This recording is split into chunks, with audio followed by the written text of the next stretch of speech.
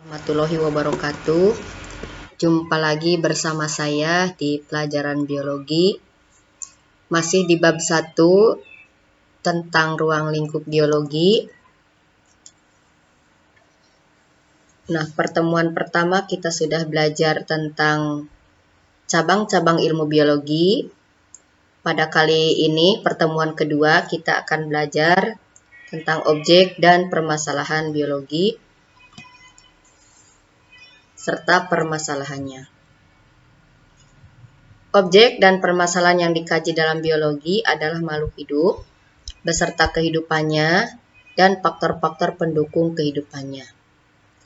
Makhluk hidup seperti manusia, hewan, dan tumbuhan. Sebagai objek biologi dikelompokkan dalam sistem pengelompokan yang selalu berkembang, mulai sistem pengelompokan 2 kingdom sampai sistem pengelompokan 6 kingdom. Sistem pengelompokan makhluk hidup terdiri dari sistem 2 kingdom, yaitu adat plantae dan animalia. Sistem 3 kingdom meliputi fungi, plantae, dan animalia. Sistem 4 kingdom meliputi monera, fungi, plantae, animalia. Sistem 5 kingdom meliputi monera, protista, fungi, dan plantae, dan animalia. Sistem 6 kingdom meliputi virus, monera, protista, plantae, dan animalia.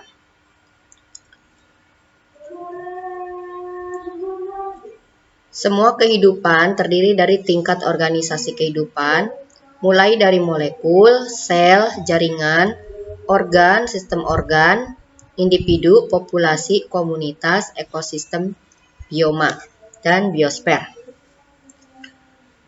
Faktor-faktor pendukung kehidupan yaitu terdiri dari lingkungan tempat makhluk hidup tinggal, seperti air, udara, tanah, dan suhu. Organisasi kehidupan. Dalam ruang lingkup biologi, organisasi kehidupan dalam makhluk hidup yang dipelajari terdiri dari berbagai tingkatan, mulai yang tingkat rendah yaitu molekul sampai tingkat yang paling kompleks yaitu bioma. Organisasi kehidupan tingkat molekul. Atom-atom berikatan membentuk molekul. Struktur dan fungsi molekul menyusun komponen-komponen pembentuk sel. Contohnya yaitu ada molekul protein, fosfolipid, kolesterol, karbohidrat, air, dan ion-ion lain merupakan komponen penyusun membran sel. Organisasi kehidupan tingkat sel. Setiap makhluk hidup tersusun atas sel atau komponen penyusun tubuh makhluk hidup. Makhluk hidup yang tersusun atas satu sel disebut uniseluler. Makhluk hidup yang tersusun atas banyak sel disebut makhluk hidup multiseluler. Setiap sel mempunyai organel-organel yang mampu menjalankan fungsinya untuk hidup. Jadi, sel merupakan unit struktural dan fungsional terkecil dari makhluk hidup. Ilmu biologi yang mempelajari sel disebut dengan cabang ilmu biologi sitologi. Permasalahan biologi dapat muncul pada tingkat sel, yaitu bagaimana perbedaan struktur sel hewan dan sel tumbuhan. Organisasi kehidupan tingkat jaringan. Kumpulan dari beberapa sel yang punya bentuk, susunan, dan fungsi yang sama disebut dengan jaringan. Kumpulan sel ini bekerja sama menjalankan tugasnya sesuai dengan fungsinya. Contohnya yaitu ada jaringan saraf yang berfungsi menyampaikan dan menanggapi rangsang dari reseptor ke efektor. Ilmu biologi yang mempelajari jaringan disebut dengan histologi. Organisasi kehidupan tingkat organ. Organ adalah kumpulan dari beberapa jaringan yang berbeda dan menjalankan fungsi yang sama. Contohnya ada organ kulit terbentuk oleh beberapa jaringan yang berbeda seperti jaringan epitel, jaringan otot, jaringan darah, dan jaringan saraf. Keseluruhan jaringan tersebut bekerja sama menjalankan fungsinya seperti melindungi tubuh.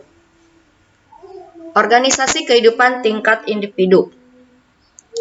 Individu merupakan organisme tunggal yang tersusun oleh kumpulan sistem organ. Adanya berbagai sistem organ yang fungsinya berbeda membuat suatu individu dapat melakukan hidupnya dengan baik. Contohnya yaitu ada seekor elang, seekor harimau ya dan seekor gibbon. Organisasi kehidupan tingkat populasi terbentuk oleh kumpulan individu atau spesies yang sejenis yang menempati suatu habitat atau tempat hidup suatu makhluk hidup dan dalam waktu tertentu. Dalam populasi terjadi interaksi atau hubungan antar spesiesnya. Hubungan tersebut bertujuan untuk menjalankan fungsi hidupnya seperti melakukan perkawinan, berkembang biak, perlindungan, dan lain-lain. Contoh populasi itu di sini ada sekumpulan bebek ya. Persoalan pada tingkat organisasi kehidupan tingkat populasi yaitu ada misalnya cara budidaya ikan mas. Untuk budidaya ikan mas kita memerlukan individu-individu sejenis yang memiliki sifat unggul. Organisasi kehidupan tingkat komunitas dibentuk oleh berbagai jenis spesies makhluk hidup yang saling berinteraksi dan menempati lingkungan dalam waktu yang sama. Secara garis besar, komunitas dapat dibedakan menjadi dua, yaitu akuatik dan terestrial. Komunitas akuatik terdapat di laut, danau, sungai, parit, dan kolam. Komunitas terestrial terdapat di padang rumput, padang pasir, kebun raya, halaman, rumah, kebun, sawah.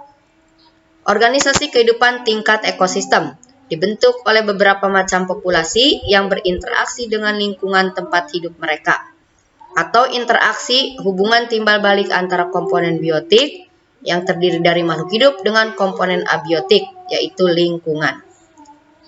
Karena adanya interaksi antar komponen ekosistem, maka terjadi aliran atau siklus materi dan energi melalui peristiwa makan dan dimakan yang membentuk sebuah rantai makanan dan jaring-jaring makanan. Contoh ekosistem diantaranya ada ekosistem air kolam, ekosistem danau, ekosistem sawah, dan lain-lain.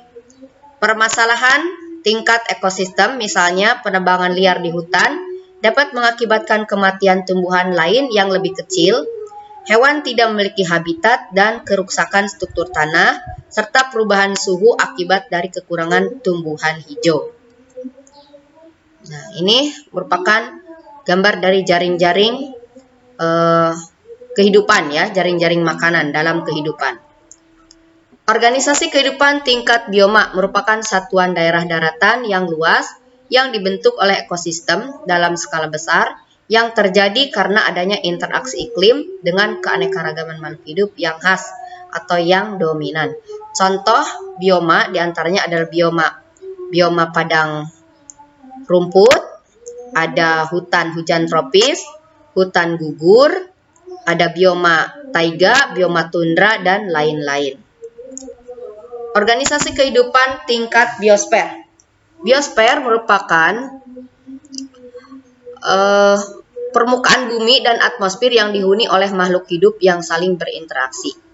Contoh, mulai dari dasar lautan sampai puncak-puncak gunung yang tinggi atau dari garis khatulistiwa sampai kutub terdapat berbagai macam ekosistem yang saling berinteraksi.